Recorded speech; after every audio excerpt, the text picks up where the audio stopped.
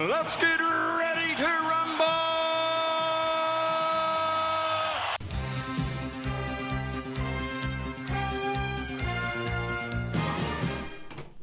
Hello and welcome to Netflix vs. Cinema, the podcast that this week has managed to get three people into into the cinema to see three different films. This is like a first of the new era where we all might get to the cinema, we might see something.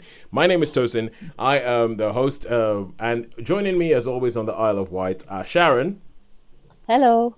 And Shaun. Hiya. Yes.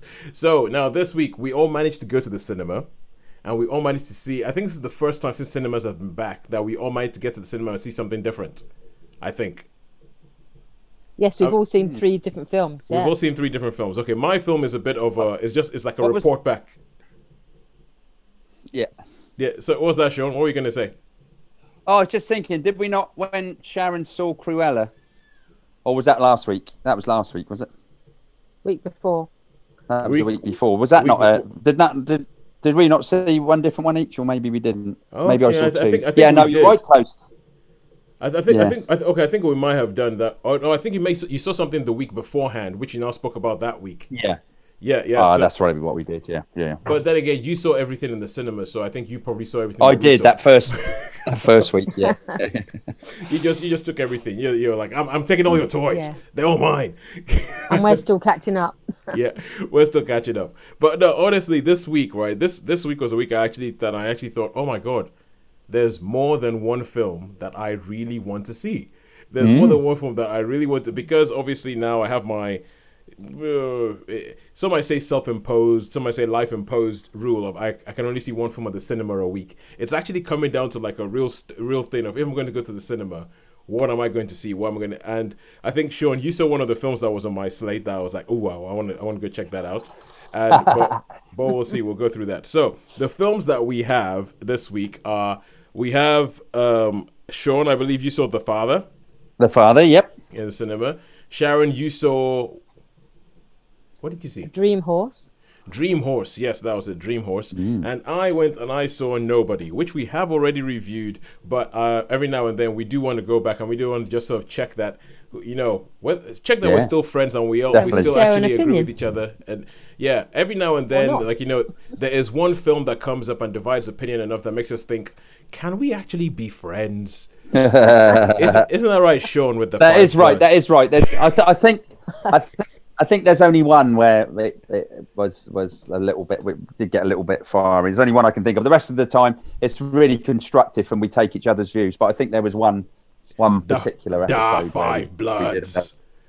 Oh, the Five Bloods, yeah. We won't mention that. All right, cool. So, and then on Netflix and similar things at home, because if you don't know, what we do on this show is we go to the cinema, we see three things, we rate them out of 5. We stay at home, we see three things, we rate them out of 5, and then we give an average and we say who has won this week. Where was our money better spent? Netflix or cinema? So, what have we seen on Netflix this week? I saw a film called Skin. Oh yeah, there's a few films called Skin, but this is 28. This was a 2018 Skin. Okay. Oh, and Sharon? I saw one called The Devil Below. The Devil Below. Okay, cool. The Devil Below. The Devil Below. All right, yes, so let us kick the Netflix top 10 at the moment. Huh. Oh. All right. Okay. I think I have a feeling that this is going to be one of these films that when you get around to talking about it, I'm going to be like, oh yeah, I heard about this. Oh yeah, this was being shoved in my face. I have a feeling that it's going to be one of those, but at the moment it's ringing no bells. Nothing. So, right, let's kick off with the film that we have been waiting for a while, because this was the film that's kind of surprised everybody who hadn't seen it at the Oscars, and let's be honest, a lot of people hadn't seen it by the time we got to the Oscars, by winning Anthony Hopkins the Best Actor Oscar. And this is a film that, Shaun, you have seen, and it is called The Father. So, would you like to go ahead and tell us all about The Father, what your experience of watching this was like? Okay, so basically this is a film, Anthony Hopkins plays someone who's like, he's got obviously starting to get Alzheimer's. It starts off with Olivia Colman. She's the daughter, and she sort of says, "Oh, I'm going to have to go there's been an altercation with one of the carers that come in for him, and she says, I've got to go to Paris soon, so if you can't get on with your carers, then we're gonna have to put you in a home, and it's all like confused. So, and he says, "Oh, what are you going to Paris for?" And he's talking along, and these people change. There's another scene. He sort of wakes up and he goes outside, and then there's these different people who like he thinks is his daughter, but it's someone who's totally different to his daughter. Yeah. But in his mind, he thinks it's his daughter. And this other chap who sort of just turns up, and he's like, oh yeah, how are you and all that, but he perceives he's perceiving these people as something else, so he gets really, really confused by the whole thing. And as you go through, you never really know what it is that's actually happening. You don't know the bits when he's lucid, the bits when he's thinking about it, the bits when he's dreaming about it. And so basically I think it's quite well done from that perspective of him being totally confused, and he's like, at the time he had a daughter that was in an accident, and he keeps asking about her, and he keeps perceiving, even though he's in a different flat, he keeps perceiving it as his flat. It's so it's quite good on that point. I think this was a play originally, wasn't it? It was originally a play, written by a French playwright called Florian Zeller, who also directed the film. And personally, I think it felt like a play. It didn't feel like a film to me. Yeah, it felt like a play. I was a bit the same with Fences, I think, with Denzel. Yeah, with Denzel Washington when he played Fences. So it very much is that way. And I did get the feeling that I was, I suppose there's not too many characters, so it obviously would work well on the stage. But I mean, I know this is controversial, but I suppose people are precious, maybe, or they love Anthony Hopkins, but I thought he was acting. Oh, right. I really, really thought he was acting. There were times, okay. I mean, I've seen my granddad had Alzheimer's, and I've seen other people with Alzheimer's. Kath, who you remember, Kath, and yeah, I mean, it was really, really good the way it went, but I just felt he was acting. And he didn't convince me. And I know, like, this people have got raves and they've got it all and all that, but I wondered if it was because they're so precious about it, and what a marvelous place to play. But I wasn't too impressed by it, to be fair. Not with the performance. From me, I know, and people will probably say, "Oh, how can you say that?" Because I mean, it's just got masterful reviews, and he's won the Oscar, hasn't he? But for me personally, I tried to like it. But I just couldn't really get into it that much. And even Olivia Colman, I didn't think was. But as I say, this is a personal thing for me. Yeah. Maybe I was expecting too much. Maybe my expectations were too high. I really don't know. But it just didn't. I don't know. It's a difficult thing to say. As I say, there was only about 8 characters in it in the whole film. With different people, and it was confusing enough for him. So, and there were times when it was like, "Where's this all going?" But at the end of the film, you find out why he sees these people, why he sees different rooms, why in his mind he's going all different. And there's one scene at the end, more or less the end scene, which I don't know, it just didn't work for me. Didn't do anything. No, it didn't do anything. It this left end you scene cold. where he's got how can I say? Is this going to be too spoilerific? Yeah, I can't really say, but yeah, no. There's a thing. Let's just say it like a breakdown. There's a moment where he has a breakdown about something in particular, and I just that was just like, oh no, really. So I mean, I'm going to be. I mean, it was okay, and I feel really bad saying all this stuff because I mean, he did win the Oscar at the end of it and all that. But I think it was acting. I don't think it was a performance. I think it was acting, and I wasn't convinced. I was looking at Anthony Hopkins as an actor. But we all know that. Think we can't use the winning of an Oscar as a guide to often the best performance. Yeah. No. Because we have seen films where you think, why is that even nominated as a best film, let alone win it? Some performances, you're thinking, are they doing this just because they want to sort of massage some egos? Or is this genuinely reflecting what was the best performance of that year? And we've seen some cracking performances that don't get nominated. And then we've seen some quite average performances that do get the winner. The gong. Yeah. So I wouldn't use that as a guide particularly. Okay. Yeah. For instance, Rami Malek he won the best actor for that Queen film, Bohemian Freddie Rhapsody. Mercury. Yeah. Yep. All right, cool. So, Shaun, how many stars would you give The Father? Well, I suppose I didn't absolutely hate it, but I didn't think it was a masterpiece. So I give it an average 3. I give it a 3-star. All right. You know, because I'm not saying it was really, really horrible. I'm not in my hate mood, but it just didn't. It just didn't. Sorry, mate. Yeah, it just didn't grab me. So I just got this image when you said you're in your hate mood. I just got this image of Shaun, like a crowd of Shauns with pitchforks outside a cinema showing a film that he doesn't like. Burn it! throwing flames. All right, cool. Now this was the other film that I was tossing up. I was like, oh, The Father or Nobody, The Father or Nobody, and I'd heard a lot about The Father that made me kind of like want to go see it because I'm intrigued about the fact, like, you're talking about how the film is disorienting because he's disoriented, and I wanted to see how they did that.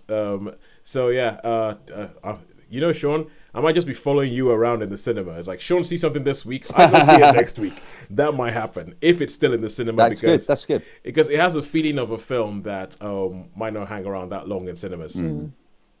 He has a feeling of that. All right, cool. So that is cinema, kicking us off with a 3-star. And now we go over to Netflix and Friends. And this was something that I saw on Sky Atlantic. And it's called Bad Education. This stars Hugh Jackman. Hang on, I'm trying to put a timer on it. This thing is trying to make me look stupid.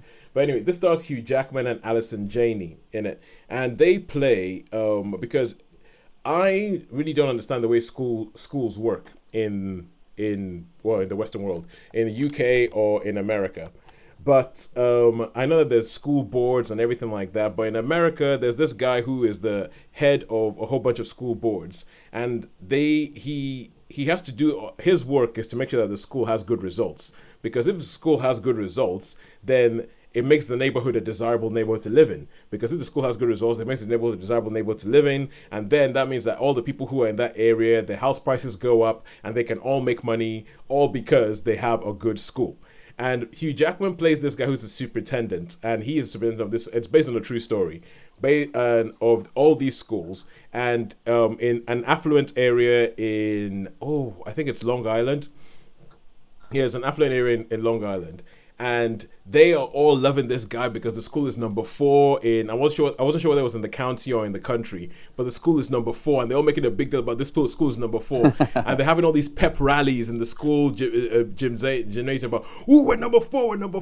And people are coming over, like Ray Romano plays a guy who owns a whole bunch of businesses in the area, and he comes in and he gives him a fruit basket to say thank you so much for making the school number 4 because we're all making money because this school is number 4. And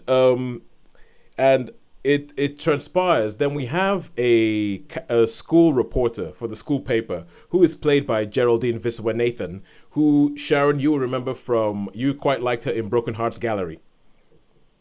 She was the lead in Broken. Yes, that's right, I did. Yeah. And so she plays a school reporter, and she essentially she wants to just do like a newspaper in the school story about they're building this new sky train. And so she goes to interview Hugh Jackman, and he's like, and his whole thing is he's always like, inspirational. And so he tells her, you know what, dig deeper, write a good story, don't just write a puff piece. And he inspires her to go do this. And so she goes, okay then. So she now asks, we're spending all this money on the SkyTrain to build it. Why are we spending all the money to build the SkyTrain? And Alison Janney is telling her, well, because it's going to make the school big. It's going to make the school put the school out on the map and all that. And she's like, yeah, but the ceilings in the school are breaking. Why aren't we fixing the ceilings in the school, but we're spending all this money to fix the SkyTrain? And she starts pulling at these threads, and the Hugh Jackman character and the Alison Janney character, they go from sort of like, oh yeah, we're here to nurture young people, to almost kind of threatening, saying don't look into this. And she starts realizing that it all doesn't add up. And this is where it gets a bit Scorsese, because it turns out that these people who were in charge of the school board over the last years have siphoned off something like between $25 and $50 million from the school into their own pockets. Wow. And this was seeing as this is based on the true story. It's essentially it's called the biggest high school scandal in the world, because we know in America they do high schools big. They have football crowds that get hundreds of people coming to go watch a high school American football game, and so they raise a lot of money for these schools. And his thinking, the Hugh Jackman's thinking is, well, I raised all this money for you guys. You guys are living big because I made the school good. And hang on, I'm not supposed to get anything from that. And it's a really, really cool procedural, as it just follows the lines and it follows the threads and it pulls at the threads as to how this whole house of cards that they have built up for themselves just comes tumbling down. So it's like Hugh Jackman, he has a partner, but he actually ends up going on with another person, with another guy in Las Vegas, where he has him in another house, and the whole thing it's really, really well done. The performances are great. I think everybody to a T is good, but I also think that just sometimes the way that they go about telling this story, and it's, how sometimes some people can go into the nitty gritty of how this thing came about, and it can just fall apart. It can be like, why are you trying to make a film of an Excel spreadsheet? But then there's a way in which you do it, in which you're just going, this is fascinating. And I think this is on the this is fascinating scale. I believe it aired in HBO in the States, and I think Jackman is great. Jackman is all that. The only thing that I would say about the film is, after a while, it gets a bit too interested in the mechanics of how things happened as to the reasons why it happened, because it's almost like a throwaway line where Hugh Jackman points out that the fact that all the other people who, like the Ray Romano character, is like, you benefited from this. You benefited from this school being here. You've made loads of money from this, but I'm not supposed to make any money from it just because I'm a teacher or I'm in education. And I thought that was actually quite interesting. I thought they could have delved a bit more into that. But all in all, I think it was actually really, really well done. I'll give it a 4 out of 5. So if you can catch it, I would recommend Bad Education. Not the TV show. Series. Not the TV series featuring Jack What's-His-Face. Jack Whitehall. That's the one, Jack Whitehall. Not the That's TV quite series. Funny, actually. That's quite funny sometimes. Yeah, no, I've seen a couple of episodes, but just be careful. Yeah, There's a TV series called Bad Education with Jack Whitehall. This is the TV movie with Hugh Jackman, and it's just one of those things that every now and then you realize that Hugh Jackman is actually a good actor. Yeah. He actually does act. yeah, he actually does act, but and he's not just look at me, beefcake, Wolverine. But he's really good in that. So yeah, I would say Bad Education. Go watch it. Now Sharon, we go back to cinema and we go to a film that has a title that, I'm going to be honest with you, does not make me want to watch this film at all. I think it has a very. I was the same. I think I saw the trailer and I was like, I haven't even seen the trailer. I asked Sharon at the beginning of the show what film it was that you went to see in the cinema. I had looked up what film it was that from the message you sent to me saying what film is that you went to see. I looked it up about 5 minutes before I asked you. I forgot.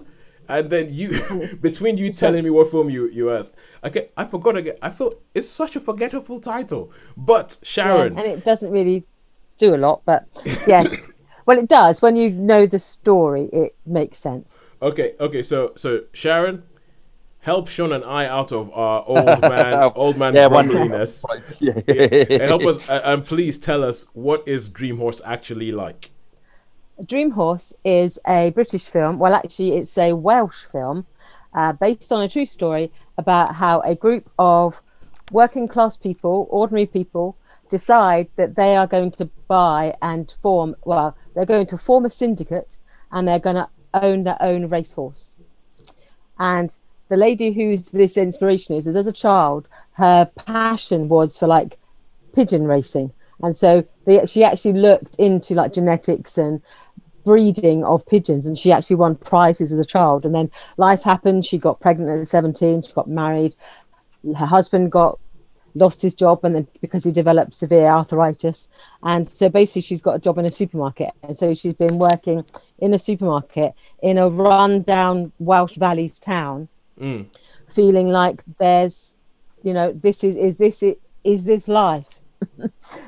Getting up early, supermarket, looking after elderly parents, looking after a, sort of a husband who's sort of lost his sort of enthusiasm for life as well, living in this sort of depressed area. And this is the beginning of the 2000s, just before the major crash that we had. And so she hears someone talking about how they used to be part of a racehorse syndicate. And so she starts doing her research, and she finds out that you can buy a retired sort of mare, a thoroughbred mare, for as little as like £300. So they buy a mare, and then they do their research, and they form this syndicate so they can actually pay for stud fees, so they can actually get this mare in foal and breed a potential racehorse. And so that's what the story is. It's about how this one woman, this ordinary sort of 47-year-old housewife who works in a supermarket, how she formed a syndicate and basically raised a racehorse.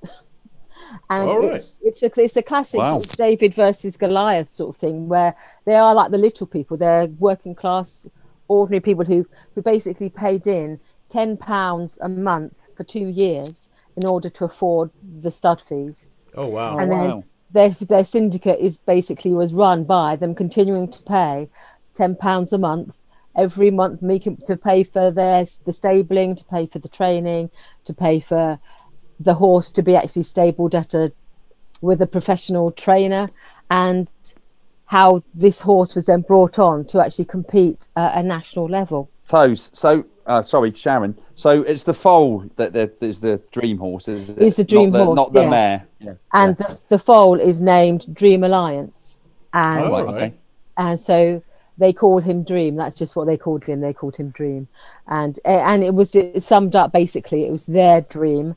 And as the story goes on, you hear some, not all of them, you don't get a backstory from all of them, but some of them you understand how they're working like as accountants, or they're working as in the family business, because their dreams were just like basically told when they were young. People from the valleys don't do that. It's like when I heard that, I was like, people from the Isle of Wight don't do that. And so people's ambitions and their dreams were shot down at a very early age, but there's still part of them that's thinking, if only I had, become a vet or gone into racing or gone into something, but my passion was this, and then I lost that dream. And this was about this group of people who rediscover that sort of passion of saying, because we are where we are doesn't mean we can't still dream big dreams. Okay, now you see, I have to say, I think that the title does not do the film justice. I think the title doesn't do what you've just described justice, but I'll be damned if I can think of a better one.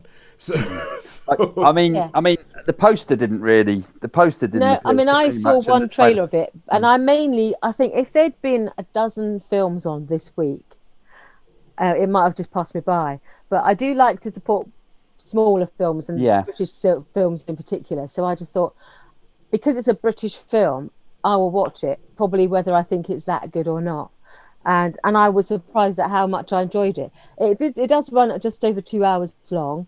Ooh. But it has, and you've got, after you've had sort of sat through one actual race. Yeah. You think, do you have to sit through another one? And because I don't watch racing, but then when I was watching it, I thought it was a film that my dad probably would have enjoyed had he still been around. I thought actually he probably would have enjoyed the fact that it was the Welsh Valleys, and it was set in that neck of the woods. It was Chepstow. You see the Severn Bridge, you see Chepstow Racecourse, and it was all where my dad grew up. Oh, right. I was thinking, I bet my dad would have liked this film. Mm-hmm. And one of the characters sounded just like my Uncle Harry. Right, okay. 20 years. Wait, no, I've written something down here because as you were talking about that, seeing as you've raised it up. So this is a film that stars Toni Collette as the lead. Toni Collette, yep. Owen Teale. Damian Lewis. Yeah, is in there as well. And so when I hear Toni Collette, Damian Lewis, neither of them are Welsh. What are the accents like? I have accents, question mark, in big, massive capital letters. Yes. Actually, they weren't too bad because I've heard people try a Welsh accent. Because, it was weird. I grew up with my dad was my dad, and I could never hear his accent. But if we went anywhere, people would say, wow, what accent is that? Even when he was in hospital in his last days alive, one of the nurses said, oh, he's got quite a strong accent, hasn't he? And I could never hear it at all. Yeah. So I'm almost like deaf to certain Welsh accents, because to me, that's how everyone talks. Yeah. But to me, none of them, they were proper Valleys accents, which is quite different to where my dad was from. Yeah. But so you have that proper Welsh Valleys sound. So most of them, I think, to me, it didn't sound too bad. But then, as I say, I am deaf to a lot of Southern Welsh accents, because I just grew up with it and I just don't hear it anymore. All right, cool. And so how many stars would you give Dream Horse? I'd actually give it a 4. I think the only thing for me, it did feel a bit long, as I've said in other films. I'm not keen on when it starts going past the 2 hours, because I'm pretty sure you probably could have trimmed out 5 minutes here or there just to make it a little bit tighter. So for me, it just ran a little bit long, but I did enjoy it. And there are moments that made you want to cry. There are moments that made you want to laugh. There are moments you really wanted to cheer. And the people in the cinema with me, I could hear someone sniffing during the sad bits, and I could hear someone chuckling during the funny bits. So it obviously did resonate with me and other people in the audience. So I would give it a 4. Oh, good stuff. Good stuff. Right, and now we go from cinema back to Netflix and Friends. And Shaun, you are up. I am up with one of the many films called Skin. Skin, yeah, there's loads of them. Okay, so I know, and I'm thinking, is this the one about the skinhead? Is this the horror movie where something happens to somebody's skin? Is it a bit saucy? There's loads of them. I suppose it must be a popular thing. No, this is actually Skin 2018. This is a story. It's about this boy that basically his face is tattooed. He's got tattoos all over his body. He's totally everything. And it's a white supremacist group. Have you seen it? Yeah. Have we reviewed it? It is the skinhead one. I haven't reviewed it, but I don't think I reviewed it, but I have seen it. Oh, cool! I'm glad someone else. It's always great. It's always great when someone else has seen one. So yeah. Oh, so you know the story. So anyway, and he's a member of this white supremacist group, and certain things happen. I think it's like what sort of Is it Jamie Bell? Just to clarify, the main actor. Billy Elliot. Billy Elliot. Yeah, possibly. I don't know. You'd have to look that up. But... Okay, I'm looking that up now. Okay. Yeah. So basically, anyway, he meets a girlfriend. He sort of meets this girl. I think was another film, Big Girl, Patty Cakes. Was it? She played Patty Cakes. A dumpling. Oh yeah, a dumpling, McDonald. Yeah. So so she was in it. Anyway, she becomes, and she's got like 3 daughters by different dads. But anyway, a sort of relationship comes, and a certain thing happens, and there's an activist in it that decides, why don't you help the FBI? So basically, he comes up with a story that he'll help the FBI if they can help him with this new treatment to get rid of all his tattoos. So because they've all got symbols, they've all got meanings. So, and it's based on a true story. Now, I think I did a review of a film a few weeks ago called Burden, which is very similar. I think that was sometime last year. Yeah, I remember that. Yeah. Was that last year? Oh, right, is that long ago? Was it? How time flies. I think it was. Yeah. Yeah, it probably was. But anyway, so this is very much like Burden.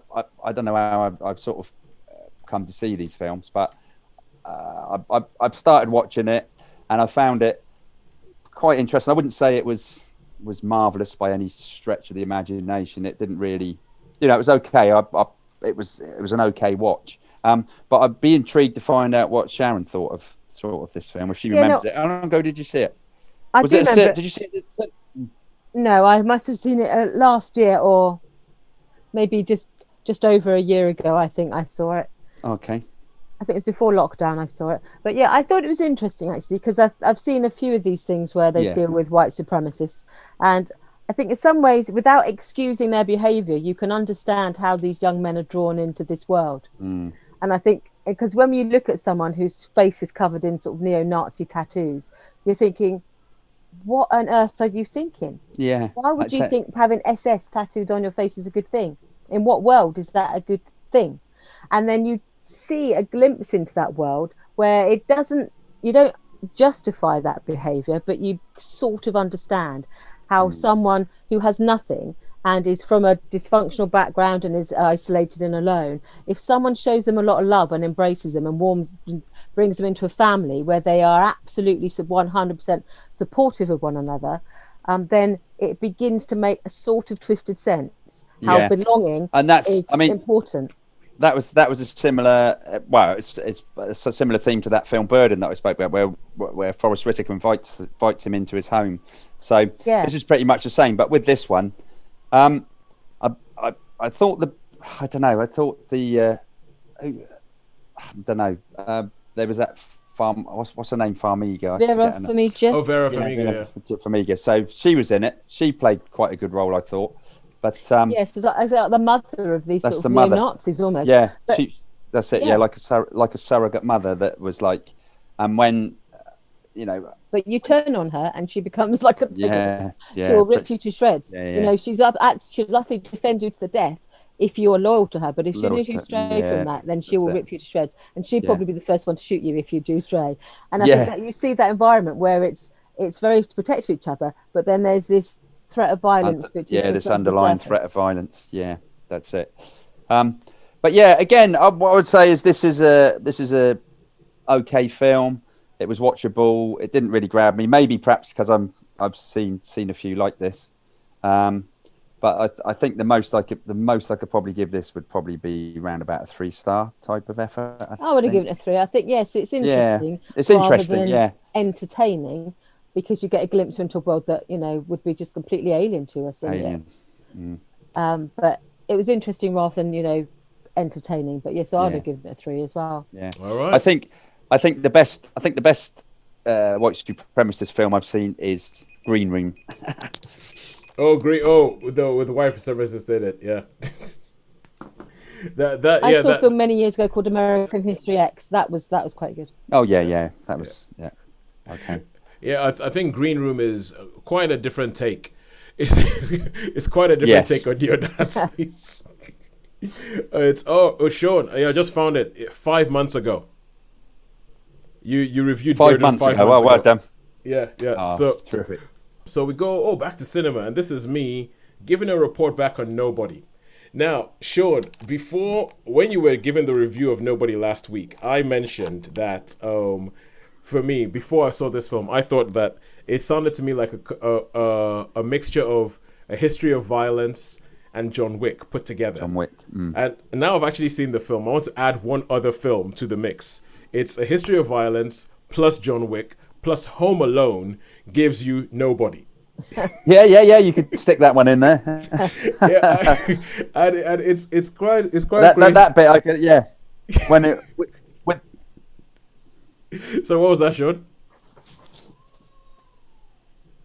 No, I was just saying the cellar scene was, I mean, it was very like deadpan, wasn't it? That towards the beginning of the cellar. Oh, let's go to the cellar. Yeah. It's just like that nice. Yeah, I was actually thinking about the climax. Where they go to have the final fight. They do in the fight. That is Home Alone. It's Home Alone down to the ground. It's Home Alone with true. blood. Yeah, it is. You're right. With blood and violence. I don't think it'd be Sharon's cup of tea. Yeah, it probably not. The way you described it last week, I was like, yeah. Yeah, probably not so. No, but I think, Shaun, I agree with pretty much of everything you said. I think Bob Odenkirk is really, really good in the role. I think essentially I arrived at this film late. I think I probably missed about maybe the first 5 to 7 minutes, but I'm like, that doesn't really matter because nothing much has happened there. I know what the story is, and it really kicks in with the bus. The film kicks in when this guy goes. But one thing I liked that I thought was quite a funny wrinkle was because the whole idea is about this guy. He says he's nobody, and part of that is because he is an ex. He essentially he's a killer who used to work for the government who has quit, but you have this whole thing where he starts feeling oh my god, I can't believe it, I missed the life, I want to get back into the life. And it's pretty much almost kind of like, yeah, it's like his version of a midlife crisis is that he wants to get back to the life that he had, where he killed people. And so throughout the film, there's these scenes where he's begging for trouble to happen so that he can fight. And I just thought that was quite funny. I thought it was quite funny the way it was done. I think the different characters that show up, it's the film is done with sort of like a tongue in cheek. It knows what it is. It knows it's a silly action film, and not so much. And even though it's done by the same people who did John Wick, the action scenes are not as slick as John Wick are. So no. John Wick's action scenes are all like this choreographed dance and everything like that. In this, it's a lot more brutal, and in this, you can't get away from the fact that these things that are being done they hurt. That they're horrific. I liked his dad as well, and Raza. Both of those. I like them characters. Like you say in the final, in the final bit, in the climax. Essentially, I think they show up and Christopher Lloyd shows up for a bit, and you can just see Christopher Lloyd just having fun. It's kind of fun, just enjoying himself. Yeah. Yeah, he reminded me a little bit of Shaft, a bit like how you said skin. Oh, it's not that skin. No, it's not that skin. It's that skin. It's that skin. And same thing with Shaft. It's not that Shaft. It's not the other Shaft. It's this Shaft. And in the last film that was made called Shaft, Richard Roundtree shows up as the original Shaft. Yeah. And you can just see him walking around the film, and he's just having a blast. He's not taking anything seriously. He's like, I wasn't doing anything anyway, and someone just came and said, you want to be in this film? I was like, yeah, okay, let's go. And Christopher Lloyd is like that in this film. He's just walking around having a blast with the whole thing. And there's even a bit where he pretty much says that, pretty much in his dialogue. He pretty much goes, oh my God, I've missed this. And Shaun, there's a bit in the final fight that make me burst out laughing. All I can say is 1 bullet, 3 heads. Oh yeah. That was actually. I'm going to go and watch. I'm going to have to watch this one again, because that was That's right. Yeah, they all just like That was, One bullet, 3. When that happened, I was like, okay, this film is totally not taking itself seriously. And there's a bit of me that is totally there for it. There's a bit of me that thinks it's a bit problematic, that it's all about how violent it is. But honestly, you just kind of go, okay, yep. These people know what they're doing. And I also love the fact that he keeps trying to give his backstory to people, and they keep dying before he reaches the end of his story. That's it. Yeah, exactly. Yeah, that's it. He keeps trying to say, well, what happened is that one day I came up with and it's good. I quite liked it. I would agree with. I think Shaun, you said 4. Yeah, and I would agree with that. I said 4. Yeah. I would agree with that.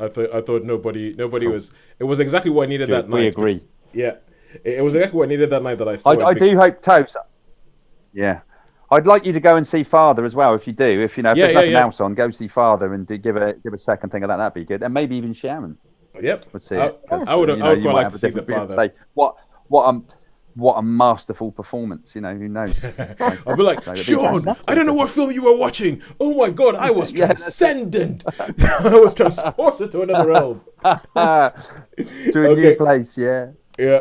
All right, cool. So now we get back to a final film this week, and that is The Devil Below. So Sharon, you saw this, and I'm waiting for you to say the words that make me go, oh yeah, I heard of this. So go. This film is inexplicably in the Netflix top 10 at the moment. And I was saying inexplicably because The Devil Below is The Pits. The Pits. Oh, Thank you very much for joining us on Netflix Cinema. That is it for the week. We will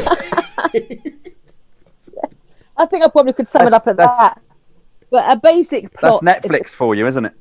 If there is a plot to it. And it's basically a group of people have gathered together to explore an abandoned mine. On the surface, it's because they're trying to look into the phenomena of where there's some coal seams basically spontaneously combust and they burn underground, and they can suddenly cause fissures in the ground or sinkholes and things, because these burning sort of deep coal mines will basically collapse. And so that's the excuse they go. And so they go off into the hills to look for this abandoned mine, because there was apparently there's a fire burning there, and all the locals say, don't you want to talk about, there's nothing to see here. And then they drive down this road to find all these barriers saying keep out, danger, don't go any further, there's electric fences. So like all sensible scientists, they sort of climb over the fence and try to get around it. Then when they get to this mine, it's it's capped off and it's electrified, and there's all this security everywhere saying stay away. But of course they break all the security barriers and get in. And then that's the first thing they teach you in Hollywood science school. Yeah, and then sort of nasty things start appearing and eating them and dragging them off, and there's running and screaming and murkiness. And so basically it was just a pointless exercise. A pointless exercise and stupid people doing stupid things for an hour and a half. Oh, good. Okay, this is a... Sorry, Sharon, carry on. I really can't say a lot about it because it's one of those ones I think I would probably put it down in that whole I'm desperate to watch something before the recording time, and this fell into that category. It was in the top 10. I thought, well, it can't be that bad. How wrong I was. And one of the main characters is like a strong female character, which is de rigueur for most modern films now. But the first time you see her, she's got a vest on, she's got long dark hair tied back in a ponytail, and then you see her pick up her rucksack. Ripley. I'm thinking Lara Croft. Sarah Connor. I was thinking Sarah Connor. Yeah, meets. I was thinking Lara Croft, but not. Well, there you go. Not more stupid. Okay, all right. So now this is any big actors in this? No. Any big actors in this? No. There's one. Will Patton appears as a sort of unwashed hillbilly type person. Okay, yeah, unwashed hillbilly. He doesn't have the perfectly coiffured mustaches of the gentleman behind Shaun. No, sir, he does not. No.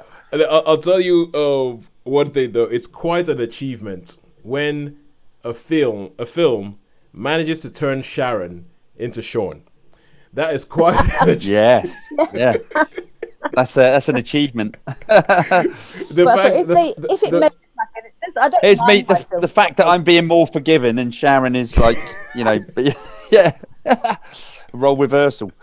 But it's one of those ones where all some of them look the same to me. I mean, that was the sort of the young male actors. They all had a bit stubble, and I thought, I can't tell one of you apart from the other. All the locals who are there like to defend this well, to stop these creatures that dwell in this mine that eat people and do nasty things to people. They have been defending this mine for generations, and they all sort of merged into one. Apart from being heavily armed and unwashed, there was it was pointless exercise in nothingness of an hour and a half of my life that was just wasted. I love the fact that Sharon mentioned not once but a couple of times in her review, "What are you doing? Why would you do that?" Yeah. We'll stay with me. We'll stay with me for a while because that is pretty much Shaun's catchphrase. That is so, yeah. That's pretty much Shaun's catchphrase for a lot of modern cinema. So Sharon, dare I ask, how many stars would you give The Devil Below? I'd give it a 2. All right, cool. Ooh, no, that would be, to me, that was quite generous. I think it's quite generous too. I think it comes back to that thing with like Netflix don't really care if a film's any good or not because they've got the audience because it's a streaming audience and people will watch it or they won't watch it. They haven't got that. And doesn't it count as a view if you watch at least 5 minutes? Yeah, something like that. I think I've heard that. That might just be an urban myth. I don't even think it's up to 5 minutes you have to watch for it to count as a view. But the thing, Shaun, and this is okay. So we can blame Netflix for making rubbish and just not caring whether it's good or not. I don't know who made this when they. Yeah, but we can blame Netflix for putting up the cash for it. But Shaun, when they make rubbish and it shows up in the top 10 of everything they have in the entire massive catalog. That just tells you they're justified, because that's the stuff people are clicking on. Yeah, that's the stuff people are clicking. So Netflix, they don't look at it. I personally don't think that they see themselves as they don't see I was going to say as an entertainment thing, but they don't see themselves as, we are supposed to make good stuff. They're quality. Yeah, we're supposed to make stuff that people will click on and people will watch. That is Netflix's concern, that people watch the stuff they put on there. And so I blame the public who made this in the top 10 of Netflix stuff. Because now that they've done that and they made the top 10, Netflix are just going to go make a sequel. That's what they're going to do. Yeah.